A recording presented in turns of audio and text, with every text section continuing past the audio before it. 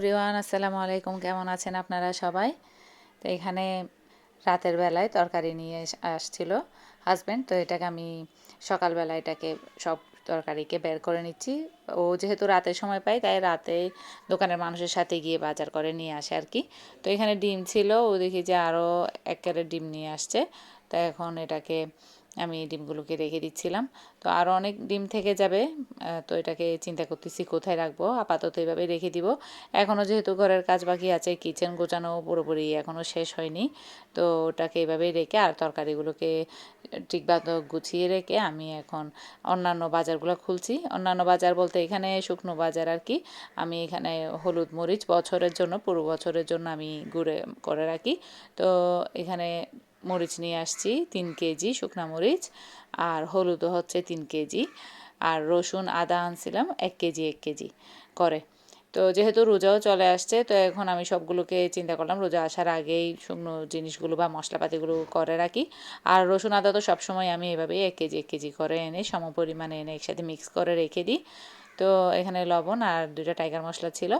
আর শুকনো মরিচ আমি মানে 1 কেজি ঝাল মরিচের সাথে 2 কেজি মিষ্টি মরিচ মিক্স করে আমি গুঁড়ো করি। যেহেতু আমরা ঝালটা কম খাই, তাই ঝালটা 1 কেজি দিব আর মিষ্টি মরিচটা 2 কেজি দিই। আর এখানে আমি রসুনকে এভাবে করে মাত্র কয়েক মিনিটের মধ্যেই সমস্ত রসুন সবগুলো মানে আমি করে ফেলি। সর্বোচ্চ আমার বলতে গেলে 10টা মিনিট সময় লাগে রসুন পরিষ্কার করতে। 1 কেজি রসুনও পরিষ্কার করতে সর্বোচ্চ 10 মিনিট সময় লাগে, এর চেয়ে বেশি সময় লাগে না। রসুনকে আগে এভাবে ভালো করে থেতলে নিয়ে আমি জাস্ট এভাবে করে খোসাগুলো ছাড়িয়ে নিই। এভাবে করে মানে দেখবেন, ট্রাই করে দেখবেন, খুবই অল্প সময়ে রসুন মানে পরিষ্কার হয়ে যায়। রসুনের কাজটা খুব তাড়াতাড়ি হয়ে যায়, আমি রসুন এভাবেই করে থাকি।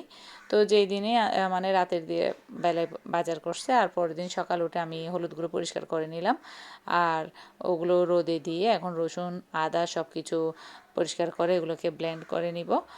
আর এখন আমি আদাটাকে পরিষ্কার করে নিচ্ছি।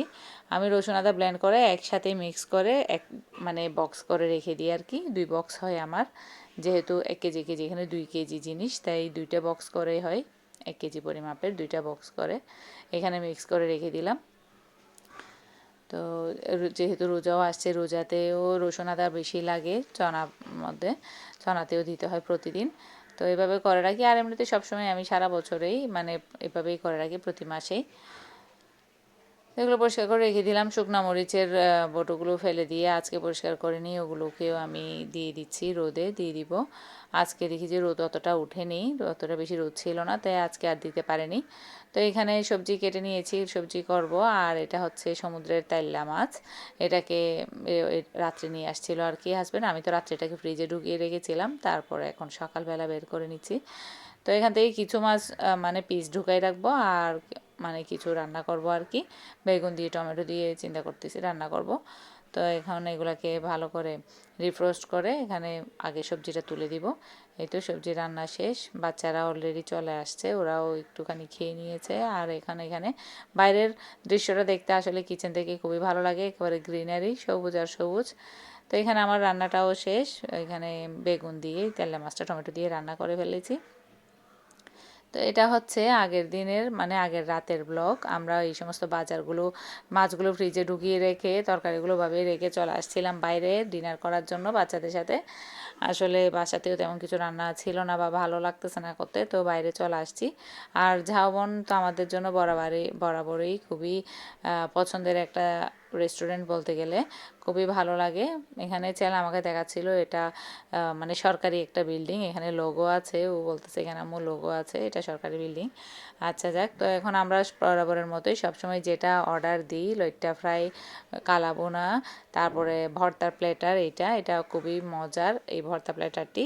তো সবসময় এটা থাকে, আচার ডাল সব কিছু নিয়ে। এতে গরুর মাংস ভোনা, এটা হচ্ছে লইট্টা ফ্রাই, সব কিছু নিয়ে আমরা সবসময় আসলে এগুলোই অর্ডার করি। আর এটাই আমাদের খুব বেশি ভালো লাগে, এদের ডালটাও খুব বেশি মজার।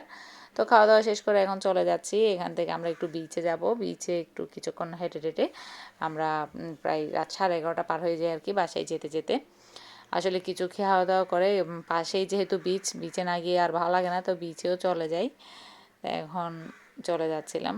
আসলে ছুটির দিন, যেহেতু শুক্রবারও ছিল, বাচ্চারাও বিকেলেও আসলে বের হয়নি, তো বের হওয়ার জন্য একটা তো বাহানা লাগবেই।